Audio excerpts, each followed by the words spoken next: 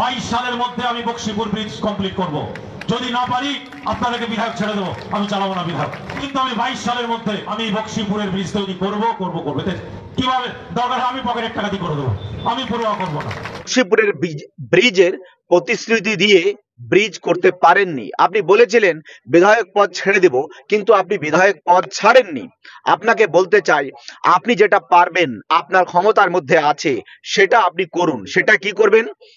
আপনি বক্সিপুরের ব্রিজের যেটা করতে পারেননি তার হিসাবে, মানে আপনি যে প্রতিশ্রুতি দিয়েছিলেন তা পালন করতে পারেননি, সেই জন্য আপনি গড়াইমারি অঞ্চলের মানুষের কাছে জোড় হাত করে ক্ষমা চান, ফার্স্ট। দ্বিতীয় নম্বর হচ্ছে, আপনি ওই যে ঘাটে মানুষ পারাপার হচ্ছে, এটাকে আপনি ফ্রি করে দেন। আপনার পোষা কিছু অ্যান্টি সোশ্যাল সাধারণ কিছু মানুষ আজকে আপনি ওই জায়গায় বসিয়ে রেখেছেন, বসিয়ে তাদের দিয়ে টাকা তোলাচ্ছেন। মানুষ পিছনে 5 টাকা, মোটরসাইকেল পিছনে যাওয়া আসার জন্য 20 টাকা, মারুতি গাড়ি যাওয়া আসার জন্য 100 টাকা, বড় গাড়ি 400 টাকা, 500 টাকা পর্যন্ত নেয় তারা। আমি শুনেছি, জানি না সত্য মিথ্যা, সেই টাকার ভাগ নাকি আপনার কাছেও আসে।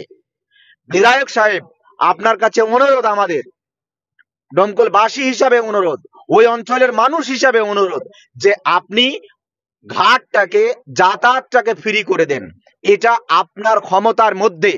যদি আপনি যাতায়াতটাকে ফ্রি না করেন, তাহলে আমরা মনে করব যে সম্পূর্ণরূপে আপনি ডোমকলবাসীকে বক্সিপুর ব্রিজ নিয়ে ধোঁকা দিয়েছেন।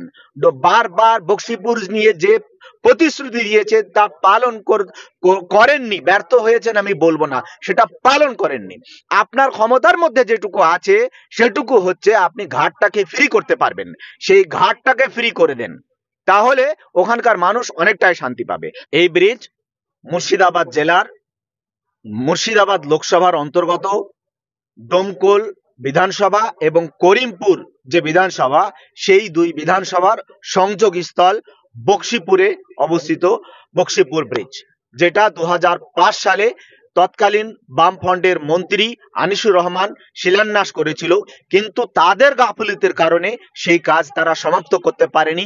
6 বছর সময় পাওয়ার পরেও ডোমকল বিধানসভার ঘোড়ামারা অঞ্চল, গড়াইমারি অঞ্চল সহ টোটাল ডোমকল ব্লকের মানুষকে বিভিন্ন রাজনৈতিক দলের নেতারা এতটাই বোকা মনে করে যে প্রত্যেকটা নির্বাচনের পূর্বে, নির্বাচন হওয়ার আগেই ডোমকলবাসীকে এই সমস্ত পলিটিক্যাল পার্টির নেতারা বক্সিপুর এবং করিমপুরের ব্রিজ নিয়ে নির্বাচনী প্রতিশ্রুতি দিয়ে থাকেন নির্বাচনের পূর্বে, যে আমরা নির্বাচনে জিতলে এই ডোমকল ব্রিজ আমরা করব বলে।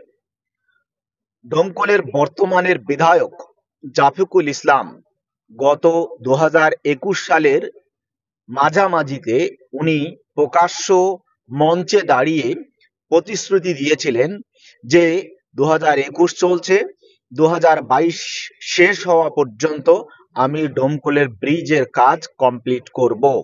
যদি ডোমকল ব্রিজের কাজ কমপ্লিট করতে না পারি, তাহলে আপনাদেরকে বিধায়ক পদ ছেড়ে দেব। আমি আপনাদের সামনে বলছি যে ডোমকলের ব্রিজ, বক্সিপুরের ব্রিজ যদি সরকার টাকা নাও দেয়, তাহলে আমি আমার পকেটের টাকা দিয়ে ডোমকলের বক্সিপুরের ব্রিজ তৈরি করে দেবন বলে বিধায়ক সাহেব বলেছিলেন। 2021 সাল চলে গেছে, 2022 সাল চলে গেছে, 2023 সাল চলে গেছে, 2024 সালের মাঝামাঝিতে এসে আমরা হাজির হয়েছি। কিন্তু আজকে আমি ওই ব্রিজ দিয়ে এসেছি, ব্রিজের পাশ দিয়ে এসেছি। ঘাটে মানুষের দুর্ভোগ প্রত্যেক দিন সচক্ষে আমরা দেখি। একদিকে ব্রিজ তো হয়নি, অন্যদিকে মানুষের প্রত্যেক দিন নিত্যদিনের যে যাতায়াত করিমপুর বাজারে, সেই যাতায়াতের জন্য একজন মানুষ যাতায়াত করলে আগে 50 পয়সা, যাওয়ার জন্য আসার জন্য 50 পয়সা, টোটাল 1 টাকা নিত। পরে এইটাকে 2 টাকা করা হয়েছিল, ভিডিও করে 1 টাকা একজন মানুষের জন্য।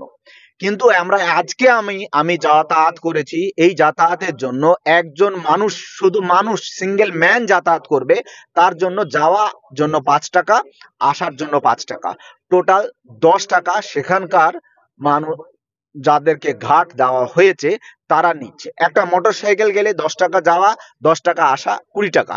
একটা মারুতি গাড়ি গেলে 50 টাকা যাওয়া, 50 টাকা আসা।